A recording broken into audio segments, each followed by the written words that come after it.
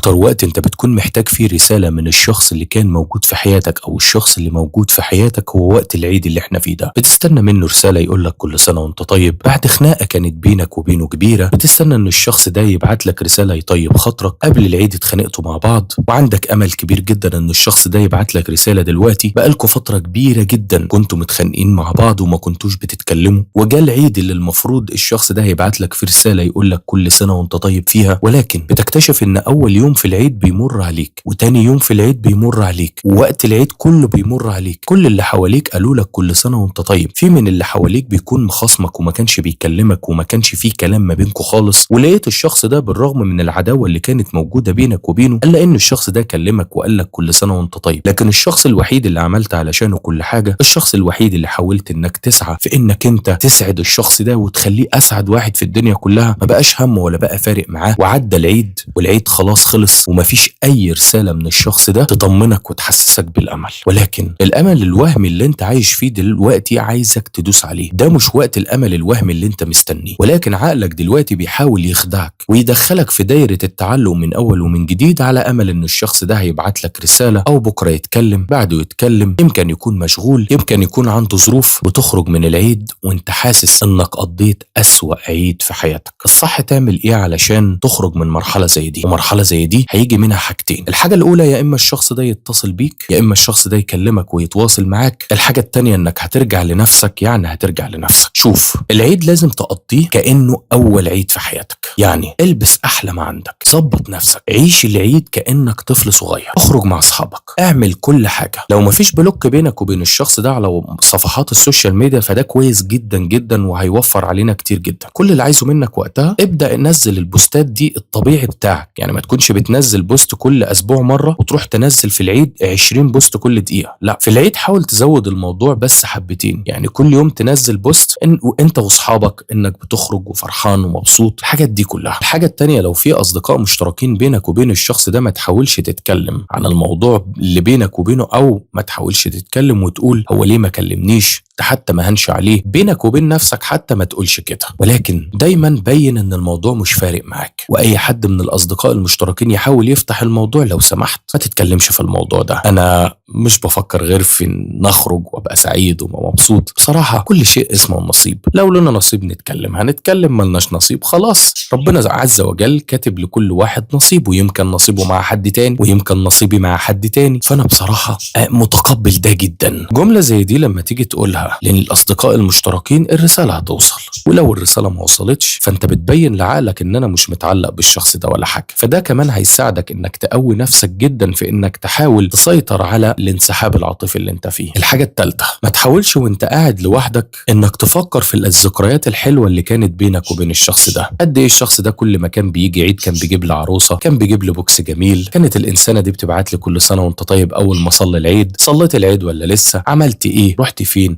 جيت منين. ما تحاولش تفتكر الحاجات دي، ولكن كل ما الامور دي تيجي في بالك فكر بالطريقه العكسيه. الشخص ده قد ايه ظلمني، لا بالعكس ده العيد ده جه حتى ما عبرنيش، ما سالش فيا، افتكر كل حاجه الشخص ده اذاني فيها. الامور دي كلها كل ده هيساعدني كويس جدا في ان يقوي من شخصيتي وكمان يخليني اعدي مرحله الانسحاب العاطفي بشكل ايجابي جدا، ومش هيزود التعلق جوايا. وحاجات كتير جدا هبقى اشرحها لكم ان شاء الله تعالى. اخر حاجه عايزك تعملها في المرحله اللي انت فيها دلوقتي، عايزك تبدا تجيب ورقه وقلم وتبدا تكتب انا قدمت للشخص ده ايه في مسيرة علاقتي بيني وبينه. والله قدمت للشخص ده احتواء وقدمت للشخص ده كل حاجة كويسة، حلو. طيب الشخص ده قدم لي ايه؟ الشخص ده قدم لي كذا وكذا وكذا، كلها امور سلبية، بالعكس انا كنت بهتم اكتر، هو ما كانش بيهتم.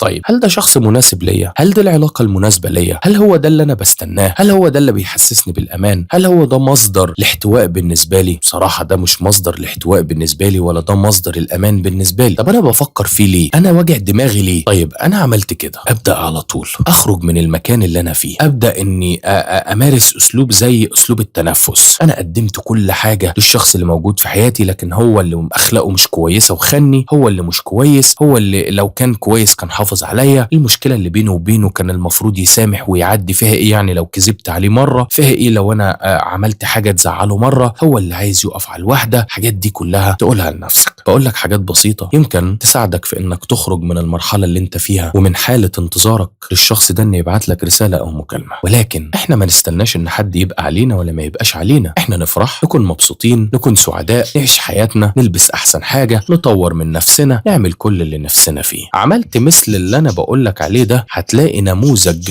من الهمة والنشاط موجود جواك. ولو قدرت انك توصل لمرحلة زي دي هتلاقي الناس اللي حواليك بيلاحظوا ده، ولو الناس اللي حواليك لاحظت حاجة زي دي فده هيدي انطباع للطرف التاني. وشوف لو هو مش بيحبك، لو هو بيكرهك، لو هو فيه الصفات ايه وعاش معاك فترة، خرج من حياتك، بيفضل يراقبك على فترات. المراقبة دي سواء على ارض الواقع او من خلال الاصدقاء المشتركين او اي طريقة غير مباشرة، هتيجي واحدة منهم يلاقيك مختلف فيها عما كنت معاه، يراقبك اكتر فيختفي تاني، فيرجع يلاقيك بنفس النشاط والقوة احسن من الاول فيراقبك تاني اكتر، وهكذا لحد ما المسافة يحس ان هو عمال بيتعلق بيك زي ما احنا بنسميه في علم النفس الانجذاب المتقطع او التعزيز المتقطع. انت بتستخدمه مع الشخص ده من غير ما تحس، تلاقي نفسك فجأة مرة واحدة كده الشخص ده بيبعت لك رسالة، بيتفاعل على حالة، بيقابلك في مكان هو قاصد يقابلك في المكان ده، قال يعني الحاجة صدفة، ازاي المقابلة صدفة، ازيك عامل ايه اخبارك ايه، تلاقي بيبعت لك رسالة مع الاصدقاء المشتركين، تلاقي مثلا حد من الاصدقاء المشتركين يقول لك ايه ده انا قابلت فلان كان بيسألنا عليك وبيحاول يطمن عليك. كل هذه الامثلة هتحصل معاك في الفترة الجاية. اذا الكلام اللي انا بتكلم عليه ده متوقف فقط اننا نخرج من المكان اللي احنا قاعدين فيه، نفتح الباب، النور يدخل غرفتنا، نبدأ نلبس احسن ما عندنا، نحاول نطور من نفسنا، نعيش مرحلة العيد ونكون سعداء، وكل سنة وانتم طيب او كل سنة وانتم طيبين. ولو استفدت حاجة من الحلقة دي او الفيديو البسيط ده، يا ريت ما تبخلش في انك تعمل لايك واشتراك او تعمل لايك وشير، تبعت الفيديو ده لاي حد من اصدقاء اللي عندك اللي انت حاسس ان محتاج يسمع كلمتين زي دول. عسى ان ربنا عز وجل يكون باعت الفيديو ده او رسالة زي دي تطبطب على قلبك او على قلب الطرف التاني ده، وتساعد الشخص التاني في انه يخرج من اللي هو فيه. ربنا يسعدكم وكل سنة وانتم طيبين، وعيد سعيد عليك وعلى الاسرة الكريمة يا رب، اللهم امين.